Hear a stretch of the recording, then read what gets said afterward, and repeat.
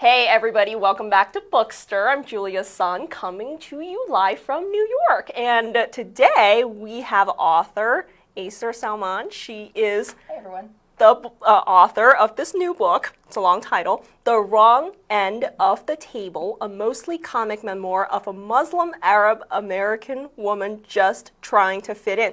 All right, thanks everybody. That's it. Got that out of the way, right?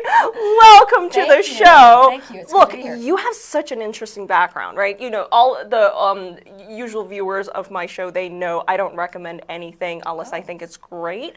I haven't read your book, but the title is fascinating, and Good, your I do own like that. story is fascinating because you were born in Iraq. Mm-hmm. You came to the United States when you were 3, and then you lived in many cities. Yeah. Tell us about your experience and how that shaped you into who you are. Well, I was born in Iraq. We moved to Kentucky. Well, first Ohio, and it was in the dead of winter. I think my parents were like, Iraq, where can we go? That's the complete opposite. Let's pick Ohio. No, they were pharmacists, and so they worked at the college in Columbus, and then we moved down to Lexington, which is a really great pharmacy school. But we were always moving in the middle of winter for some reason. I think airfares are cheaper. I think a lot of my Middle Eastern friends know this. And I was always the new kid in school. And there's 2 ways to go. You can either blend in, be a chameleon, be everybody's friend, which I tried to be, or you end up being like this perpetual outsider, which I ended up being. So, you know, I was always the new kid, and like in either the middle of the school year, and then when I was 9, we moved to Saudi Arabia for a while. So then, after I spent some time trying to fit in. Oh, by the way, so when I came over here, I didn't speak English, so I learned English. You know, went through all of that stuff. And you speak perfectly. Thank you.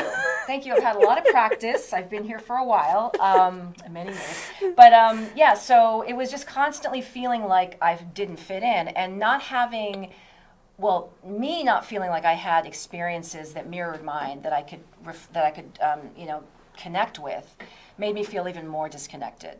So I became a chameleon. I turned to humor.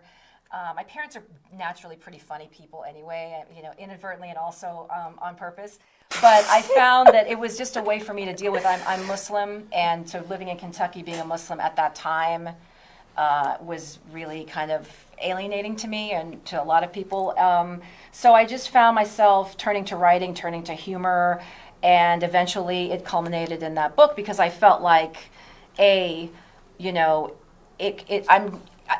was cheaper than therapy to write a book. Of course. And it's either something that, you know, it's just my story, but if I put it out there, maybe somebody who was like me could connect with it or resonate. Or at the very least, somebody will find it fun, an interesting story. It's just my story. And what I found was, you know, that there were so many people that went through that experience, and just, you know, I'd love to talk about your experiences. We were talking a little bit about it before, but how, like, you know, everybody has felt like they are an outsider. Everybody's felt like there's a fish out of water, and I always, growing up, thought it was exclusive to me as an immigrant, and it's not. And I have a lot of people that were born and bred, you know, born and raised here, and still feel that way.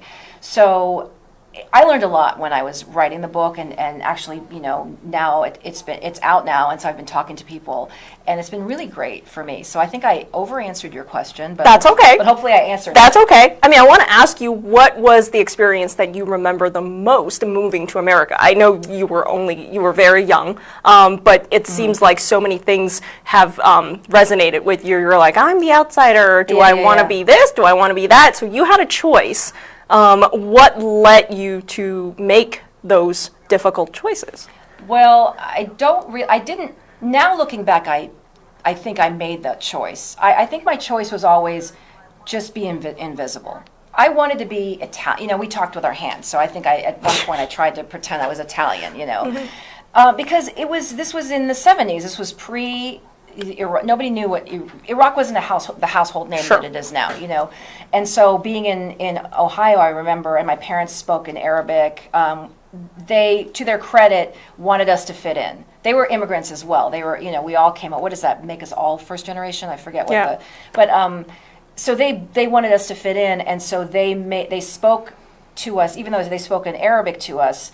We can answer in English, and Sure. so it was kind of they were also sort of trapped with their own. They were caught between their own Yeah. culture as well, Yeah. because it was this whole thing about, well, what's the family back home going to think? Have we become completely Americanized? And I talk a little in the book about I have an aunt who watched all these Hollywood movies like Easy Rider, and so suddenly felt like my dad was like out there wearing like leather pants and chaps, and he's like on a motorcycle, and it's like the furthest thing, because this is the media shapes how we view things, Sure. both on that side of the world and on this side of the world.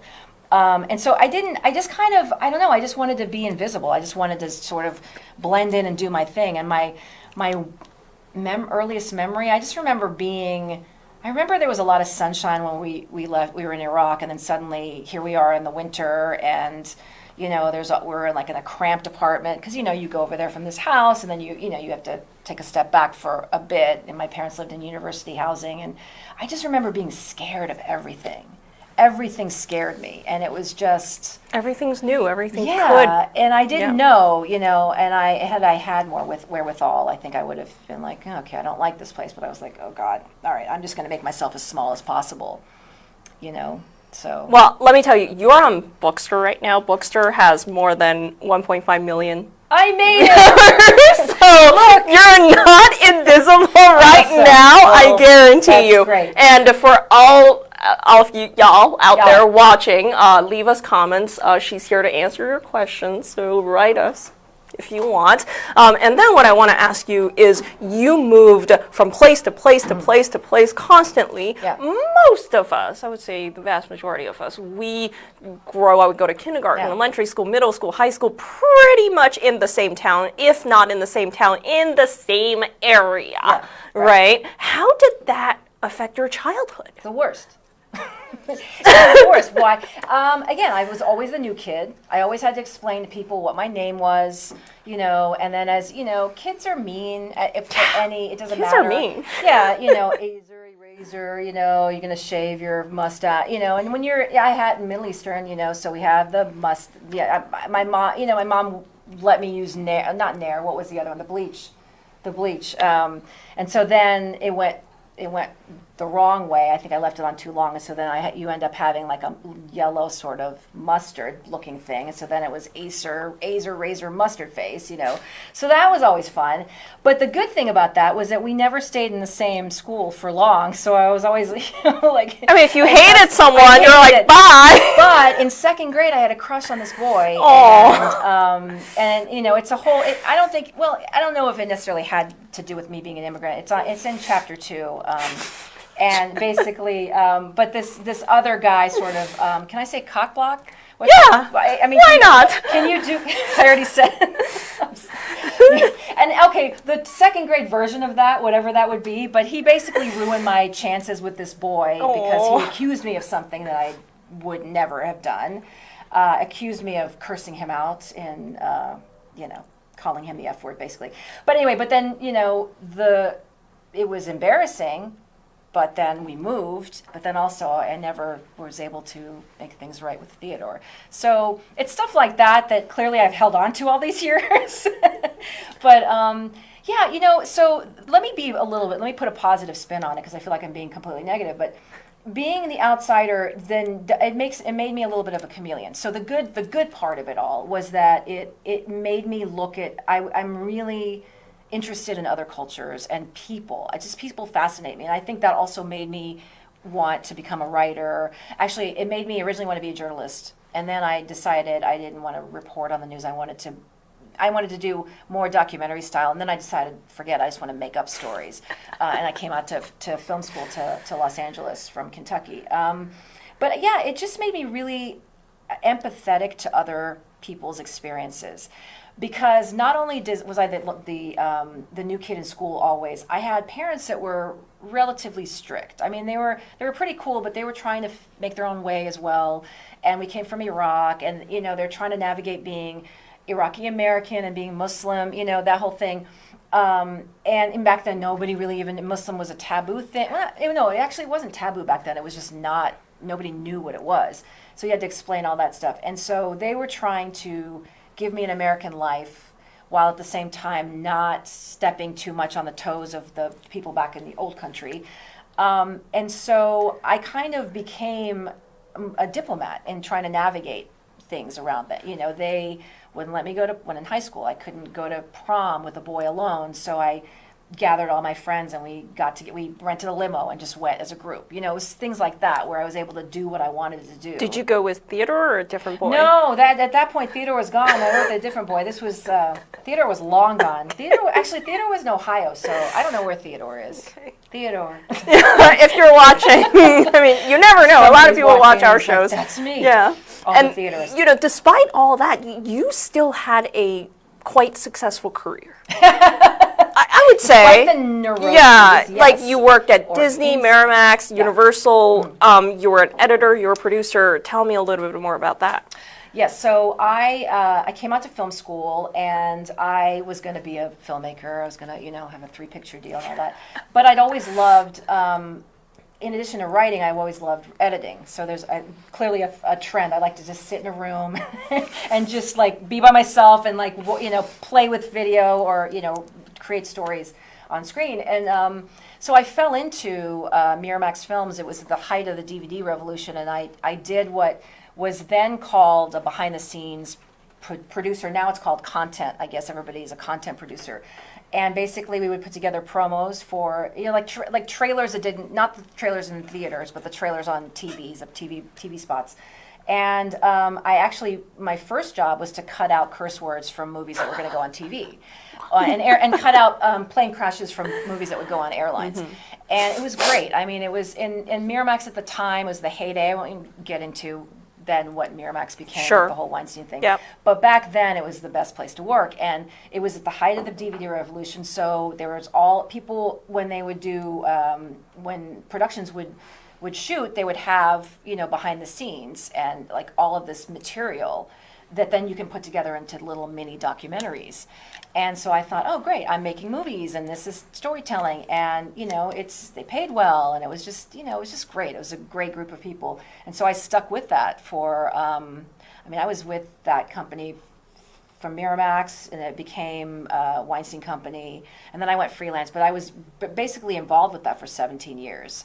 And it was, you know, again, to answer maybe an unanswered question is no, we had our little post-production department that was multiple layers away from any of the stuff. Mm-hmm. So all of the stuff, you know. Because it's a big place. It's a big place, yeah. And it's, you know, like I had my boss and then you know, so it was, I kind of, when I say I moved from Miramax to Weinstein, to when they became the Weinstein Company, it was with my little core group. I moved with my boss that was head of the post-production department. And so we basically were an in-house post-production team that was fairly insulated from any of the stuff above.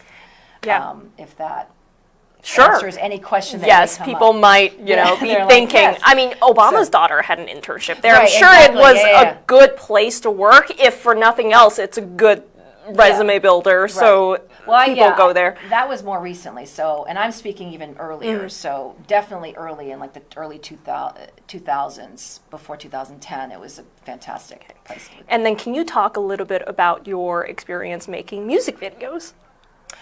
Yeah, not all that different, but still quite different from editing. You mean in terms of the process? Yeah, sure. Yeah, like, what was your experience like? I mean, that's the other thing. And so in my book, like, music plays a huge part. It always has, and it's always like, you know, I always feel like it's for memories, and you know, music just takes you to a certain place. I structured the chapters around songs, you know, so it's almost like a playlist of your life, which I highly recommend if anyone. I feel like people should put together a playlist of their life, so, you know, songs that kind of define moments in their life. But through that, and because of my editing, it naturally kind of seemed to go together. And you know, again, it's such a niche. They're all niche things. So I did it until it was, you know, I kind of did it for fun. So friends that had bands, I would do videos for. I loved it. I mean, it was great. And I kind of did a little bit of more music, sort of montagey stuff. I did some stuff for Chicago, the motion picture, the DVD, Oh, okay. the double disc. I'm losing words now, basic words. But yeah, so I did like all of those, all the rehearsal videos and stuff, the behind the scenes of that. Wait, that's So- the one with the one disc on one side and then you flip it over the other. There's another disc. Is that, yeah. It was before my time, so I don't recall. No, I think, CD I, think I know what DVDs. you're talking about. Yeah. No, not the record player. Okay, It wasn't the- an 8-track. Yeah. No. The smaller one. Yeah, no, it's yeah, the DVD. It was like a double Okay. disc DVD Okay. collector's item thing. But yeah, so I did all that. That again, this was like people were buying DVDs and they were doing, you know, they wanted to see. And now you can get it all online. I think it's all up on YouTube. But yeah, music. I mean, I love music videos. You know. Again, I'm starting to take audience question. I have one question about you, and then we'll go on to your book. So I have one question from, I'm going to botch this name, Donglan. Is there anyone that has helped you become what you are today? Oh my God, everyone, yes. I have a whole, the last chapter of the book is called It Takes a Village. Pretty much everybody I've met, good and bad. I mean, I joke about Theodore and I joke about the kid Ian, but it really, I mean, everybody you meet makes you, you know, if you really look at why they're in your life, not to get too woo-woo and philosophical, but I mean, first and foremost, but you want a specific answer, so I'll try not to veer off. My mother, I mean, my parents are very strong people. My mom always told me I could do anything I wanted, you know, and it's funny because she jokes now, she's like, I made you too independent, you'd be married by now. I'm like, but I wrote a book. So my parents, my teachers, you know, how specifically does he want me to go? I mean, pretty much everybody, you know, my mentor Lowell Mate, who basically was the reason I wrote this book. I mean, it's all in the book. You'll have to read the book. Okay. And speaking of the book, Jake Yes. wants to know, what was it like writing The Wrong End of the Table? What was your creative process? Oh, sorry, I just hit you. It was. So it kind of came. It came about organically in the sense that the aforementioned person, Lowell Mate, was my mentor, and I'd been writing. At this point, I was editing, but I was also writing screenplays, pilots, and a couple of them had been optioned.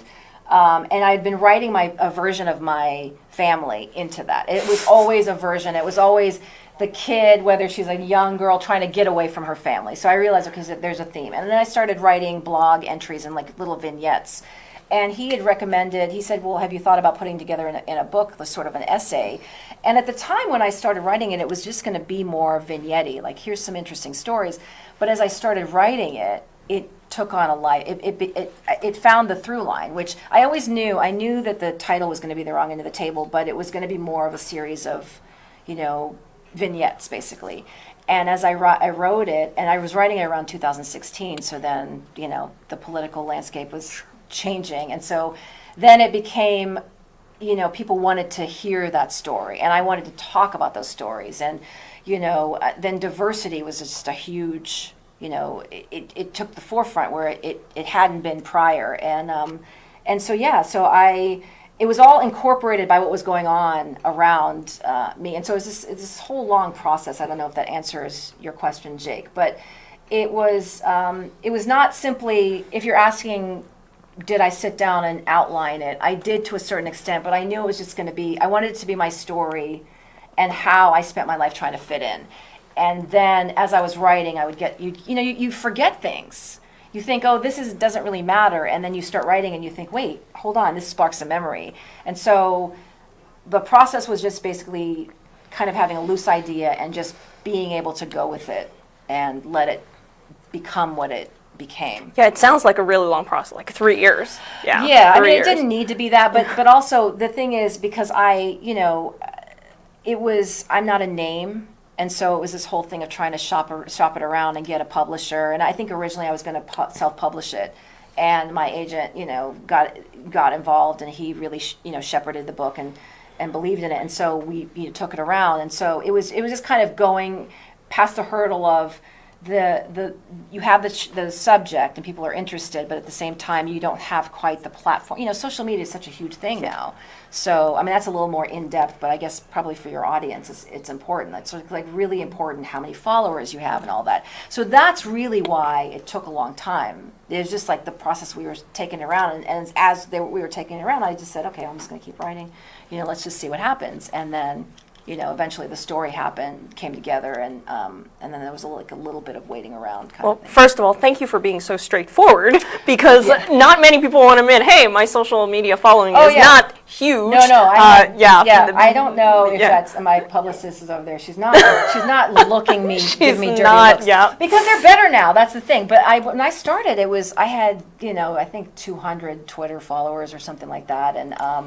You know, it's a process, and so but here's the thing: is this for at least this kind of book is for me? I looked at it like a community. It was building a community. I am fascinated by other people, meeting people like you. I wish I'd met. Well, because she. Do they know your story? Yeah, they do. Okay, fine. Well, then you know her story. Shows, yeah. But it's so it's fascinating because I realized I'm not alone. I had this arrogant. Well, I didn't think of it as arrogance, but I had lots of friends back then say, "Oh, you're not that different. You know, you're not that special." I'm like, I don't want to be special. I want to be like everyone else.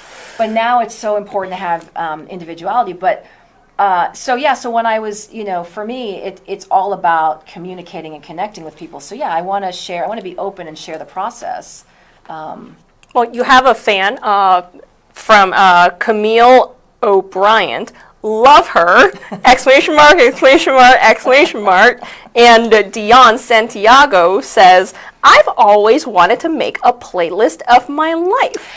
Awesome! You should do it. Yeah. Yes, it's the best. Oh, it's really. Yeah. I recommend it. It's the best. It's very cathartic. Look, listen. Any sort of creating anything is cathartic. Whether it's writing a book, composing music, putting music together in a playlist, and it's not the same as like playlists when you can make before. I'm dating myself, but there was a time when we would make playlists on cassette tapes, and it was very linear, and then so like you put a lot of effort into it. But it's like it's fun to do it. It's just do it. Everybody should make a playlist of their life. And then we have a question from Rush. What is your favorite book? Other than your own book? My Family and Other Animals by Gerald Durrell was a book that I read. I think, I'm going to botch when it was written, but it was before, I think in the 50s, and it's this British biologist who has this very colorful British family that moves to the island of Corfu. And at the time, it was the only thing that, when I was growing up, the only other family that was as crazy as mine, spirited, colorful, just wacky. Everybody else that I had read in books was either really, it was just they were more normal, I guess. I don't know what's another word, but this was. So I love that book. I love Jenny Lawson's Let's Pretend This Never Happened. It's a great book. I like anything that's like a little offbeat, sort of funny, off kilter, kind of wacky. Jenny Larson, I never read it. Jenny Lawson, Let's Pretend It Never Happened. I'll look that up. It's hilarious. Okay. It's really hilarious. Because look, when you say, okay, you were not well known, but the person who wrote your foreword is very well known. Yes. How did you get that? Well, through in Los, through a friend of a friend, I met him. That's the beauty of living in LA, as I imagine in New York. In New York too. You just meet people, and he's very generous to me. He's so great. He was one of my role models when I first discovered him. That was like, what, a Muslim who's hip? He looks like a member from the Strokes, the band. Like he doesn't. This is really cool. And so I was introduced to him by a friend, and then we became friends. And then he introduced me to his producer, and she's now my good friend. So it all kind of is interconnected. But he had said, he had been talking about how there's a need for a female, Muslim voice or comedy, that kind of thing. So that's how that came about. I'm really I'm truly fortunate for that. And then we have a question from Sandra. How much did working in the movie industry impact your writing a book? How much different was the feedback process? That's a great question. The feedback process is about the same. I think when giving notes is an art, and I've learned this from being an editor and just having somebody sit behind me. It's an art to give notes, and it's an art to take them. So I felt like I was able to take the note, and the notes were great. I mean, I worked with my agent originally when we were writing it, and he had these great notes and helped shape it. And then when we were picked up by a publisher, then my editor, Kim Lim, had fantastic notes. And one thing I should mention is, so I use a lot of footnotes in this book to comic effect, but also to explain certain things. And if you didn't already know by now, I tend to ramble. So I use that as a style with the footnotes, and she honed it down. So she really, I felt like she kept me on track, and it was great. But to answer the question about the first question about the movie is, working in Hollywood, is I've always thought visually, again, thinking with the music and being an editor and all that. So I think I wrote this with sort of like, and I use also examples of, if this were a movie, this would have looked like this. Because I've always, maybe it's just a me thing, but I always feel like maybe a lot of women can identify, or not necessarily women, but like living in a rom-com. Oh, this is just like that scene from that movie, Harry Met Sally, or this is just like that scene. I just think that way, and so when it came time to write the book, it was natural that it was going to flow in a visual way. That makes sense. Yeah. And then question from Sean. Hi, Sean. Hello, Sean. Is there any experience in your life that you regret doing, or would you like to go back and change? Oh, gosh. My mom is watching, so I'm not answering that question. No, I don't. The experience that I regret doing, I don't, you know what, can we come back? I want to answer that, but I can't think of something because I feel like the way I look at everything is everything that I did brought me here, so I don't regret anything. I'm trying to think if Usually people regret what they haven't done.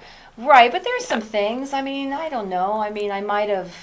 Okay, we'll come back to that. Okay. Question from Francine. With all the moving you did, is there a favorite place in the country other than where you live right now? Gosh, well, I love Los Angeles. I loved it because the diversity and just because that energy, So Los Angeles, I love any other part in Southern California, like I love the water. As I'm getting older, it's different. Like I grew up in Lexington, I liked it. It was beautiful. I appreciated it, but I wanted to be out. But I just went back recently, and it was fantastic. I love it. It's so great. It's beautiful. And the people are so great. And I just went to Bowling Green not too long ago, and that, city is Kentucky. Amazing. Yeah, well, in the southern part of Kentucky. I think any part that's by water or sunny. I'm not a fan of the cold, I have to say. Yeah, New York gets pretty cold, but California, oh my God. Yeah. Danielle wants to know, what exactly is the wrong end of the table? Well, it's usually wherever I am. It literally. So the reason I wrote that is because. Okay, so anytime I'm at a dinner party or like a dinner of 6, I'll pick the side of the table, and there's always something more interesting going on at the other end. And yes, you could say I have, what is it, FOMO? Yeah, FOMO. It's like FOMO these days, basically, like constantly feeling like I'm always like, what's happening? Because I don't know what it is. It's always like, even at my own party, my own birthdays, I've positioned myself in the middle. Okay, this is going to be my birthday, and then everything interesting is happening over there. So basically, it's literally being at the wrong end, but figuratively feeling like you don't fit in. Figuratively feeling like you're just on the outside. Okay. And then I will take a last question this question is from Gabby. Are you currently working on anything? And then while we're at it, tell us, what's your plan? Where can people find more about you? Yes, so I have a website, acersolomon.com, and I have on Instagram and Twitter and Facebook, all acersolomon.com, AYSER. You have my name down there, right? Yes. Okay, down there somewhere, wherever. Here it is, somewhere. I am working on, I keep threatening my reps that I'm going to write a rom-com. As you know, I'm a big fan of them. And I haven't heard from them lately, but for a while they're like, nobody's buying them. You can't, But I really want to. I need to get it out of my system, so I'm going to write one. And I'm working on developing this as a TV show, actually. Okay. So fingers crossed. Great. Yeah. All right. Anything else you want to tell us before we go? Anything else I should talk about? No. All right. I like guess really- we're done. Thank you. Thank you so much for joining us. Thank you, guys. Again, this is Easter. Thank you for being here. Thank I'll you. see you back here soon.